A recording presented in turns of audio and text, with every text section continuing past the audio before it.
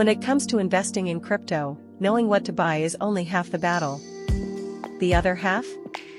Knowing how much to buy, and where to put it. That's where portfolio allocation comes in. In this video, we're breaking down the 50-30-20 rule for crypto investing, what it is, how it works, and why it could be the balance your portfolio needs.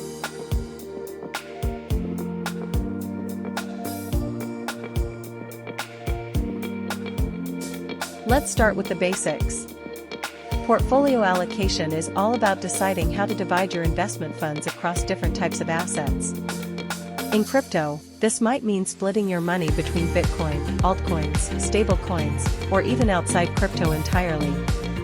A good allocation strategy helps manage risk, protect your gains, and keep your emotions in check, especially during market swings. So what exactly is the 50-30-20 rule when applied to crypto? Here's the breakdown: 50% in blue-chip cryptos. These are your foundational assets, think Bitcoin and Ethereum.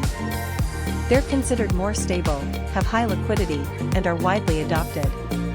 Next, 30% in promising altcoins. These include layer ones like Solana or Avalanche, or niche tokens with strong tech or growing ecosystems.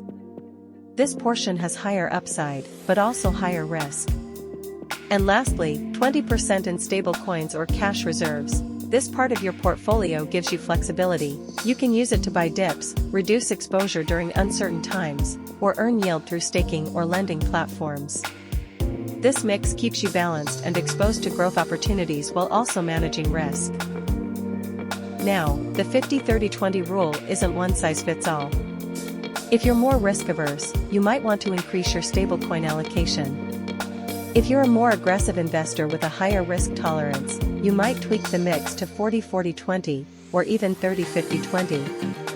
The key is to align your allocation with your financial goals, time horizon, and emotional risk tolerance. It's your money, and your rules.